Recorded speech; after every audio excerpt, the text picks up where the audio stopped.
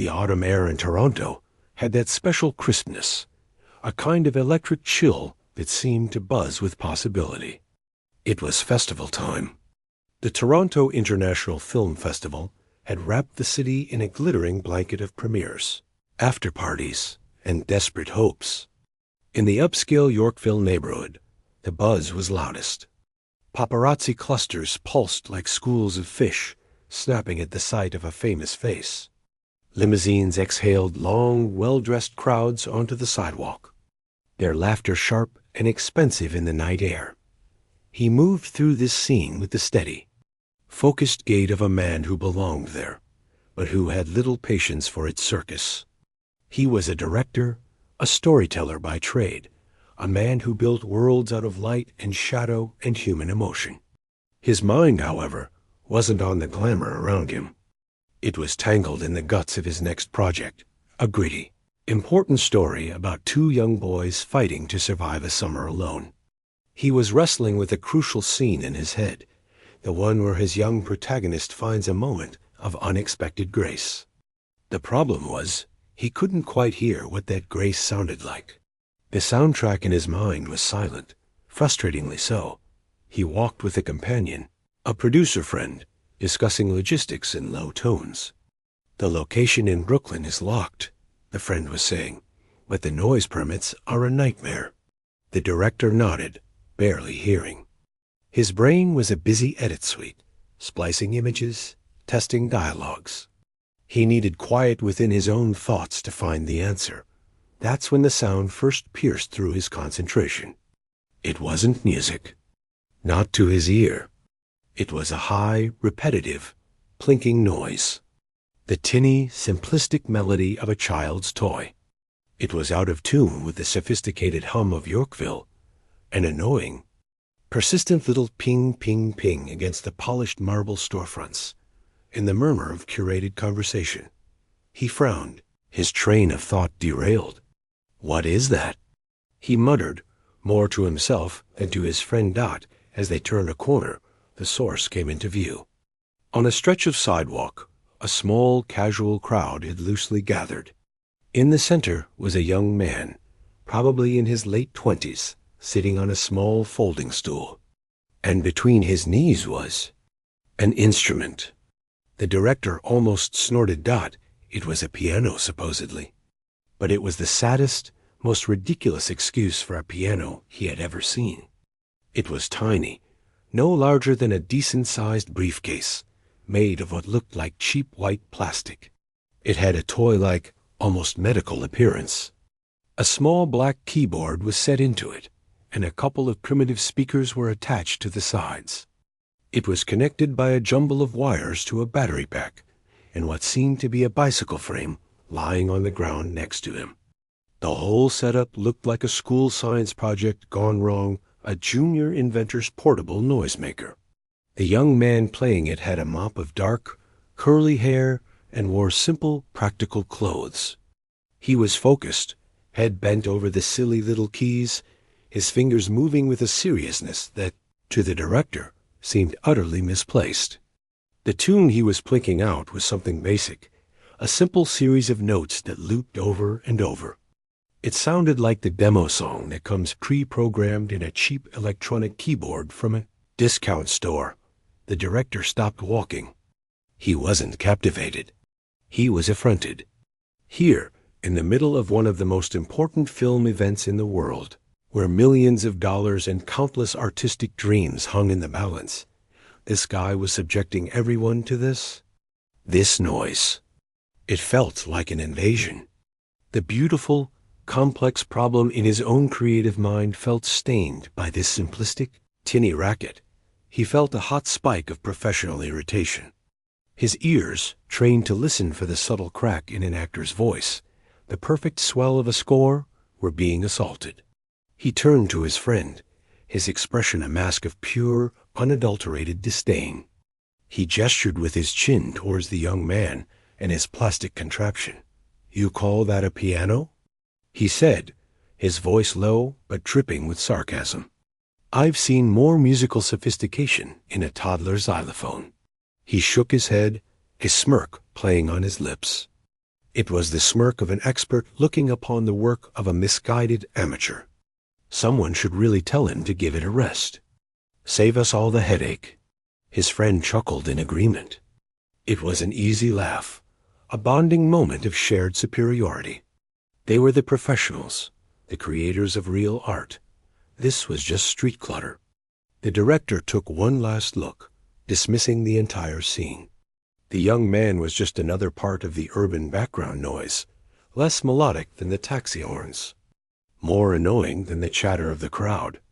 He pulled his coat tighter, as if to physically shield himself from the sound. The important thoughts about his film, about the emotional core of his scene, were waiting. He couldn't access them with this distraction. He needed quiet. He needed quality. He needed to get away from this ridiculous plastic toy and the deluded young man who thought it was an instrument. With a final, dismissive shake of his head, he turned to continue his walk down the bustling sidewalk. He had a party to get to, people to meet, a film to finish planning. The tinny plinking faded slightly with each step, becoming just another thread in the tapestry of city sounds.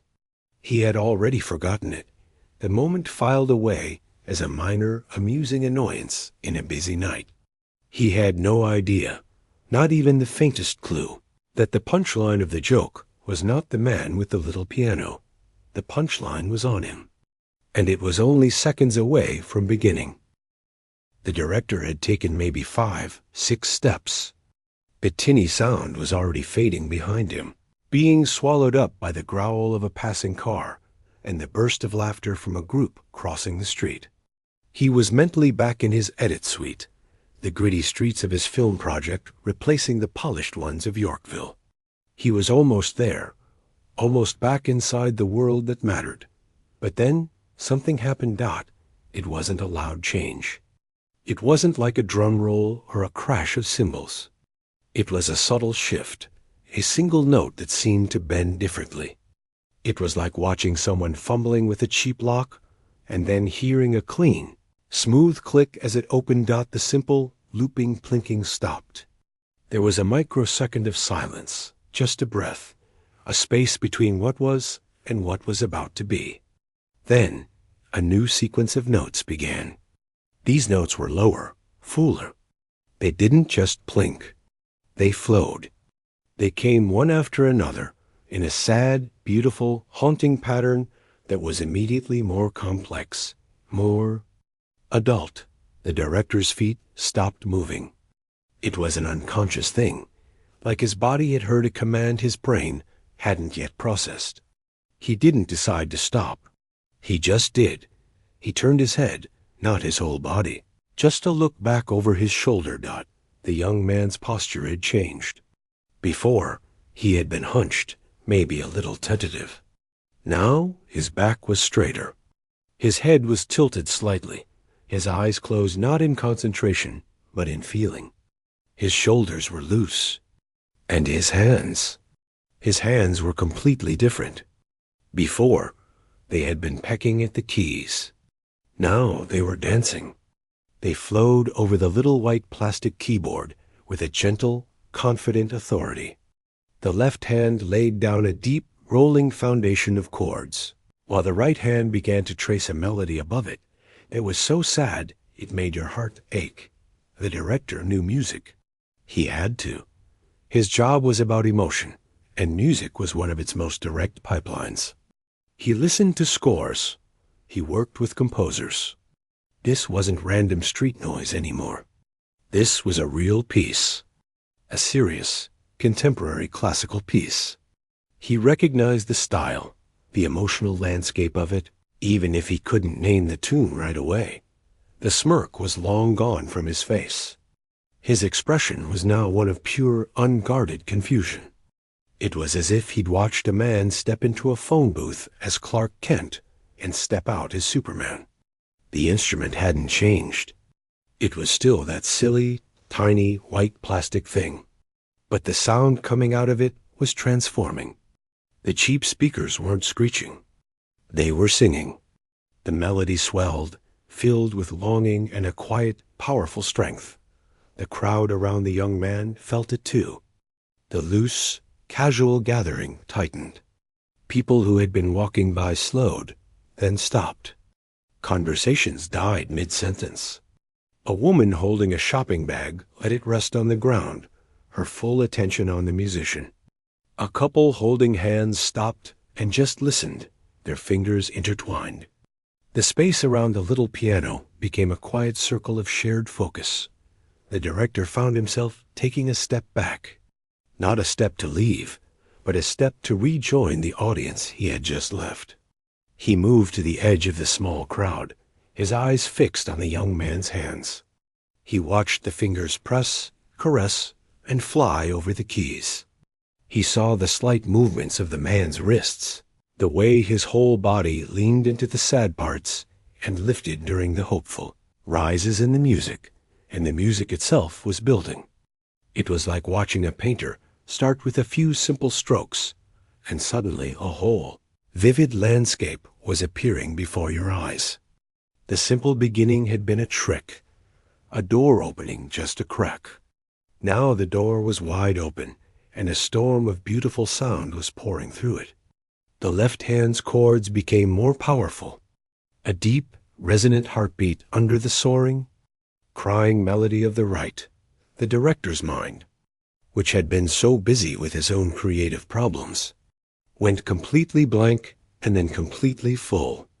All the noise of the festival, the clinking glasses from a nearby patio, the distant sirens, the chatter, it all just melted away. There was only this river of sound coming from a most unexpected source. The contradiction was staggering. The absurd little instrument and the profound professional-level art being made on it. He felt a physical reaction. A chill went down his spine, the kind you get when something is so true and so beautiful, it momentarily overwhelms you. His earlier words echoed in his head with a brutal, embarrassing clarity. Asterisk? You call that a piano? He felt a hot flush creep up his neck. He hadn't just been wrong. He had been arrogantly, foolishly wrong. He had judged the book, the cover, the printing press, and the bookstore, without ever reading a single word. The piece reached a crescendo, a peak of emotion where the melody cried out, clear and powerful against the driving rhythm. The young man's body moved with it, a natural, unforced expression of the energy in the music. Then, as suddenly as it had built, it began to fall away. The notes became softer, more spaced out, like drops of water after a rainstorm. The final notes were so quiet, they were almost just a suggestion of sound, a whisper that hung in the cold night air. And then it was over. The young man's hands came to rest in his lap. He opened his eyes, looking down at the keys for a second, as if coming back from a long journey. He took a quiet breath. For a second, there was absolute silence in the little circle on the sidewalk. The spell held. Then the applause started. It wasn't the wild, cheering applause of a stadium. It was warmer, more intimate. It was the sound of people who had been given a real gift, something private and beautiful in a public space. There were murmurs of wow, and that was incredible. The director just stood there, his own hands still at his sides. He was still processing. The emotional journey of the music was mixed up with the sharp taste of his own hasty judgment. He looked at the young man, really looked at him. He wasn't a deluded amateur. He was an artist, a real one, and he had just performed a small miracle on a box of plastic and wires. The producer friend nudged him gently, a knowing look on his face. He didn't say, "I told you so," but the look said enough.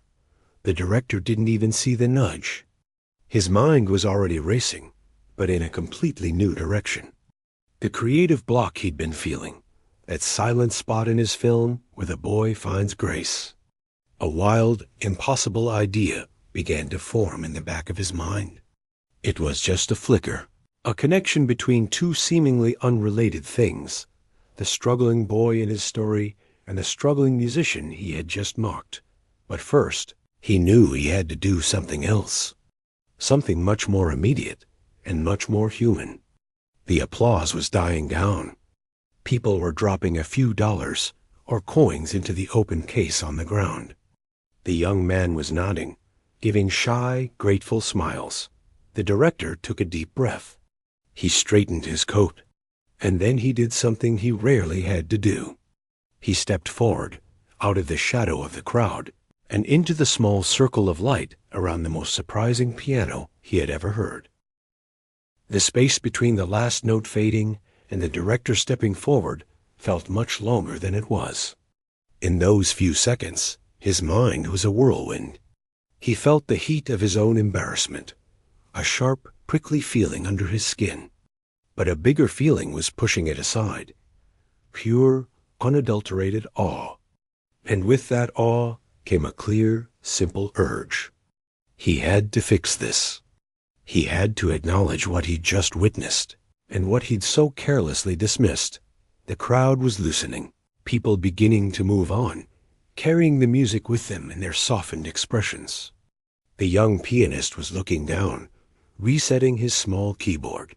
His moment of public performance, receding into a private world again. The director walked a few steps to stand right before the little instrument. Up close, it looked even more humble. He could see the scuffs on the white plastic, the wear on the keys, the practical tangle of cables. It was a tool well used. The musician looked up, expecting maybe a question or someone dropping a bill into his case. His eyes were calm, a little tired. The director realized he hadn't planned any words. He was a man who worked with scripts, with pages of dialogue, but now his own lines were missing. He just started speaking, his voice lower and more earnest than it had been all night. "I owe you an apology," he said. The words hung in the air, simple and direct. The pianist blinked, a little surprised. People said, "Thank you," or "beautiful," but an apology was new. He gave a small, uncertain shrug, a gesture that said, "Asterisk, for what?" Asterisk, the director gestured vaguely back to where he'd been standing with his friend earlier. "A minute ago, back there. I heard you playing. The beginning. And I said something. Something stupid and rude." He met the younger man's gaze, not looking away.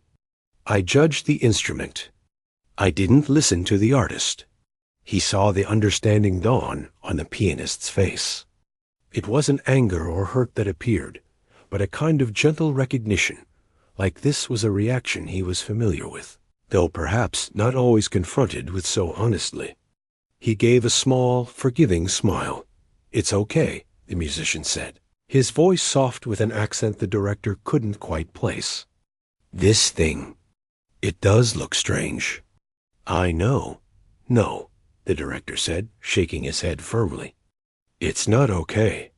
What you just played, that was—" He fumbled for the right word. "Profound." It stopped me in my tracks. He paused, then stuck out his hand. "My name is George. George Tillman. I'm a film director." The pianist wiped his hand on his pant leg, a self-conscious move, then reached out and shook. His handshake was firm. "I've seen it," he said, his smile growing a bit. "On the side. It says piano bike." The director laughed, a real relieved laugh. Attention broke. "Piano bike, I like that. But what's your name? Where did you learn to play like that?" And so, right there on the chilly Toronto sidewalk, with the festival crowd swirling past them, the musician began to tell his story. His name was Davide. He was from Europe, from a small town, and he'd studied classical piano seriously for years. But he'd grown restless. He loved the idea of bringing the music out of the concert halls to the streets, to people who might never buy a ticket. So he designed and built this odd contraption himself, a real, playable keyboard, made portable, powered by a battery, attached to a bicycle so he could travel with it. He'd been riding and playing his way across countries, following no map, but his own whim. The festival had just been his latest stop. The director listened, fascinated. This wasn't just a street performer. This was a kind of musical pilgrim. A man with a mission, fueled by a deep love for his art and a desire to share it in the most direct way possible. The pieces clicked together in the director's mind, the seriousness in his posture. The worn instrument, the choice of complex. Emotional music instead of pop tunes for quick coins. The piece you played, the director asked. What was it? It's by Ludovico Einaudi, Davide said, an Italian composer. It's called Nuvole Bianche. It means white clouds. He looked down at the keys. It's one of my favorites to play out here. It feels open. White clouds. The name fit the music perfectly. It made sense. The director's mind, which had been quietly making connections this whole time, now saw a clear, bright line. The idea that had flickered to life during the song now solidified into a full-blown thought. It was crazy. It was perfect. He took a breath. Davide, I'm here working on a new film. It's a tough story about two young boys trying to survive a really hard situation in the projects. It's gritty. It's real. He paused, choosing his words carefully. There's a scene, a crucial scene, where one of the boys, who's carrying so much weight, so much anger and fear, he stumbles upon something beautiful, something that gives him a moment of peace, a glimpse of hope he didn't think existed. I've been struggling with what that something should be. He looked from Davide's face to the odd, wonderful piano bike and back again. I think I just found it. Watching you play, seeing people's faces change as they listened. That's the feeling. That's the moment. Davide's eyebrows went up. He understood what was being suggested, but it seemed too strange to be real. The director leaned in a little, his voice filled with a new energy. What would you think?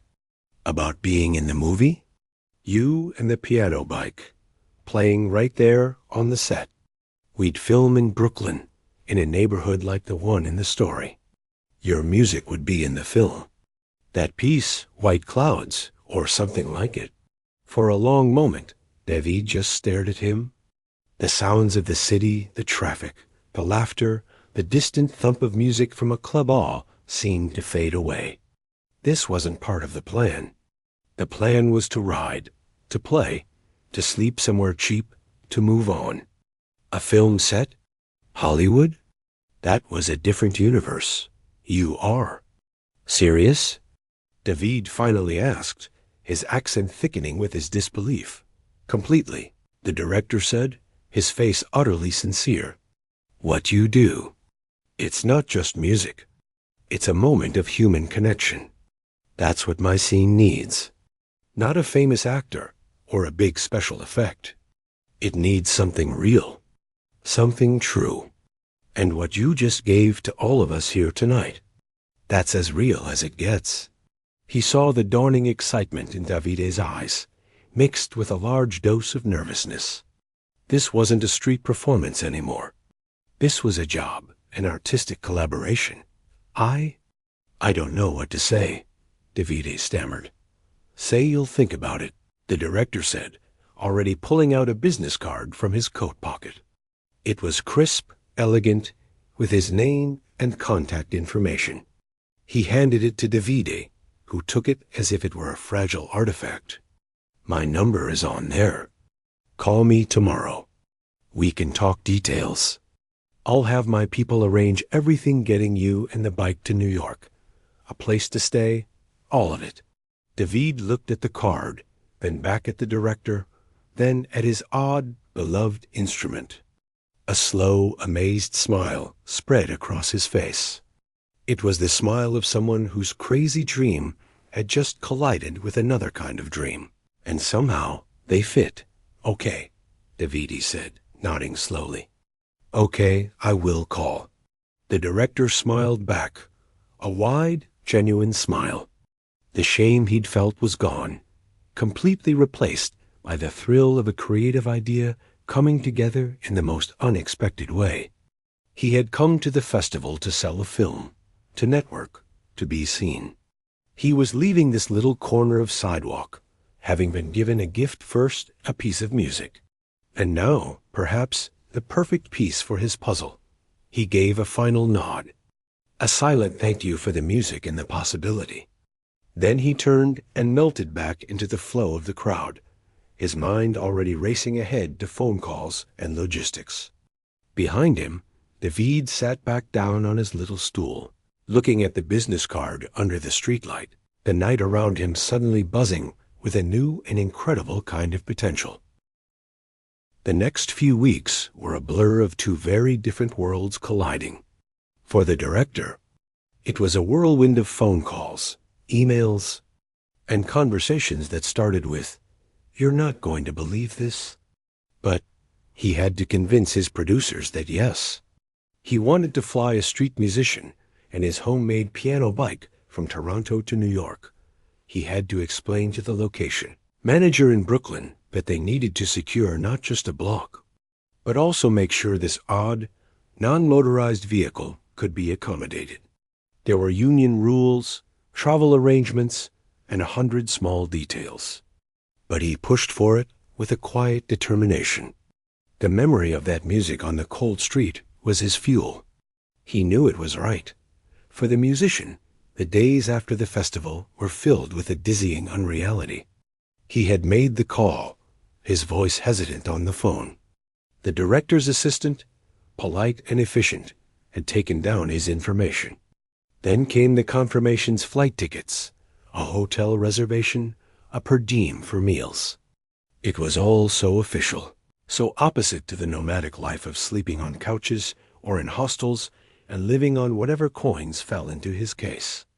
He carefully packed his piano bike, disassembling it with the practiced ease of someone who had done it 100 times, but this time with a nervousness in his fingers. Was this really happening? The morning of the shoot dawned gray and chilly in Brooklyn. The neighborhood chosen for the film was not the glamorous part of New York. It was a stretch of weathered brick buildings, chain-link fences, and sidewalks cracked by time and tough winters. It felt real, lived in, and heavy with its own stories. For the film's crew, it was another Tuesday setting up lights, laying dolly tracks, the constant buzz of walkie-talkies. For the musician, stepping out of a cab and onto this curb, it was like landing on another planet. He was met by a friendly production assistant, a young woman with a clipboard who guided him to his holding area, which was just a folding chair next to a craft services table loaded with coffee and pastries. His piano bike, having been shipped separately, was waiting for him, reassembled and sitting under a tarp. He felt intensely out of place. The actors were in character, wearing worn, thin jackets. The crew moved with a purpose he didn't understand. He was used to being the center of his own spontaneous stage. Here, he was a small, curious part of a huge, well-oiled machine. The director found him there, sitting alone, sipping a coffee. He looked up, and a wave of relief washed over him at the sight of a familiar face. "You made it," the director said, smiling. He looked different here, more focused, a walkie-talkie in his hand, a baseball cap on his head. But his eyes were the same, still holding that genuine respect from their first meeting. "Nervous?" The musician let out a short breath that was almost a laugh. "A little. This is big." "Forget big," the director said, pulling up another chair. "It's simple. We're just going to recreate what you do. But instead of a street in Toronto, it's this street. And instead of random people walking by, it'll be him." He pointed across the set to where a young actor, about 13 years old, was being adjusted by the wardrobe department. The boy looked small and tough, his shoulders hunched, his face a mask of guarded anger. He was the heart of the film, a kid named Mister, who was carrying the weight of the world. The director lowered his voice. "Your job is just to play. Play like you did that night. Play like no one is watching, but like he is listening. Your music. It's going to find him. It's the one thing today that gets through his walls. Can you do that? Hearing it put that way changed things. It wasn't about cameras or marks or hitting a cue. It was about connection. That he understood. He nodded, more confidence settling in. I can do that. An hour later, the set was ready. The cameras were positioned, one wide to see the whole scene, and one closer on the young actor's face. The neighborhood extras were in place, walking with a slow, tired energy. The director called for quiet. The musician was positioned on the sidewalk, his piano bike before him. He took a deep breath, blocking out the camera crew just a few feet away, the sound guy with his boom pole hovering nearby. He looked down at his familiar keys, the chipped white plastic, the wires he had soldered himself. This was his instrument. This was his voice. Action, the director said, his voice calm but carrying. The scene began. The young actor, Mr., walked down the sidewalk, his hands shoved deep in his pockets, his eyes on the ground. He looked defeated, closed off from the world. He passed the musician without even glancing up. The musician began to play. He didn't play the I-90 piece this time.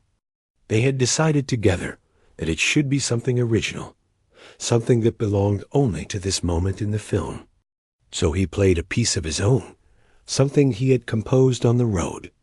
It started slow, a questioning series of notes, a little lonely, like someone walking down an empty street at dawn.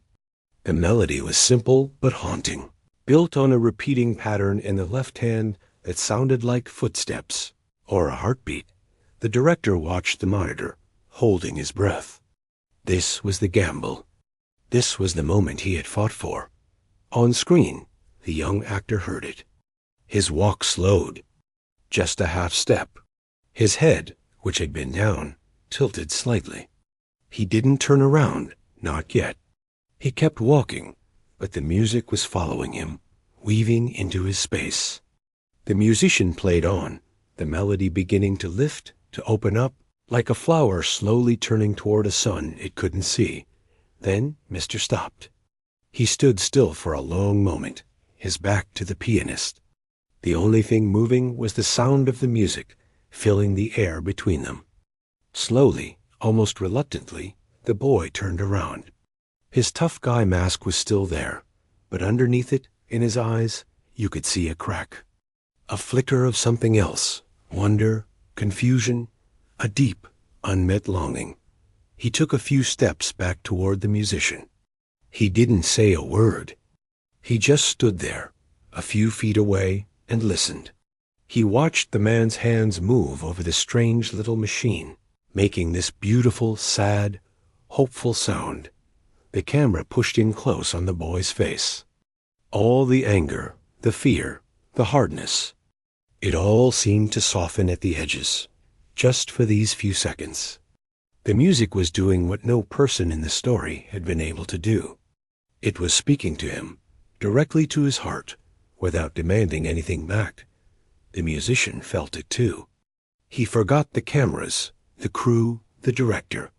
He saw only the boy, this young actor who was, in this moment, not an actor at all, but a kid being touched by music.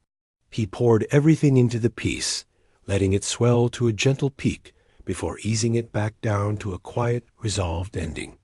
The final note hung in the cool Brooklyn air. Caught. The word broke the spell. The young actor blinked, letting out a breath he seemed to have been holding, a small smile breaking through his character's frown. The crew murmured, a positive, appreciative sound. The director stood up from his monitor. He walked over to the musician first, clapping a hand on his shoulder. That was perfect, he said, his voice thick with emotion. Exactly what I saw that night. You gave him the gift. He then went to the young actor, talking to him quietly, praising his reaction. The set buzzed back to life, resetting for another take from a different angle. The musician sat back, his own heart pounding.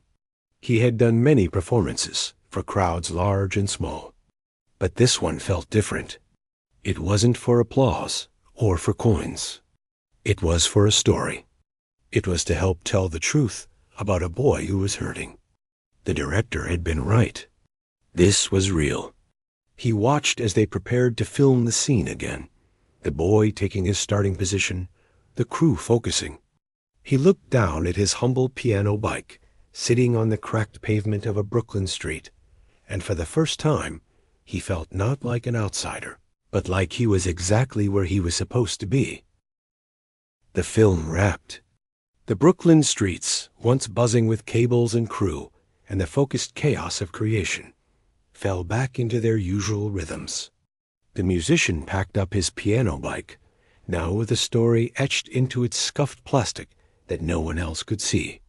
He said his goodbyes, shaking hands with the director, who thanked him once more with a firm grip and a look that said everything words couldn't. Then the musician got on a plane, and just like that, he was back in his old life. The world of film sets in Hollywood felt like a vivid, beautiful dream. He went back to riding his bike, finding street corners, setting up his stool, and playing for anyone who would stop and listen. The coins still clinked into his case. The crowd still gathered and dispersed. But something inside him had shifted. He carried the quiet certainty of having been part of something bigger. For the director, the work was just beginning. He retreated into the editing room, a cave of glowing screens and tangled wires. Days turned into nights as he and his editor pieced the story together. And there, in the middle of the gritty, emotional narrative, was the scene. The scene with the piano bike. In the dark of the edit bay, watching it play over and over, he felt the same chill he'd felt on that Toronto sidewalk. It worked. It worked better than he could have hoped. The young actor's performance, the way his defenses crumbled, not because of a person, but because of a feeling woven from sound. It was the heart of the film. The musician's original piece, which they had recorded cleanly on set, became a central part of the movie's score. It was the sound of grace, appearing in the most unexpected package. Months later, the film was finished. It was called The Inevitable Defeat of Mr. and Pete. It premiered at a festival, and then slowly it found its way out into the world. The director was doing interviews, talking about the film's themes of resilience and friendship. And in almost every conversation, he found himself telling the story of a noisy street corner, a snap judgment, and a piece of music that changed his mind and his movie. He would laugh when he got to the part about his own arrogance. "I told my friend, 'You call that a piano?' He'd say, shaking his head at the memory.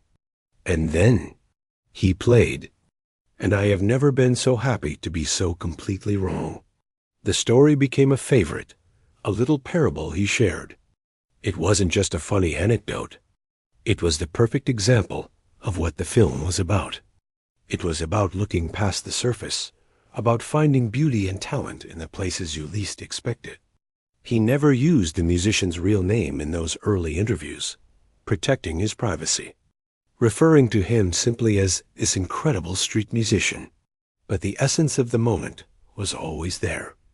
Back in Europe, riding through a drizzle on a different street in a different city, the musician had no idea.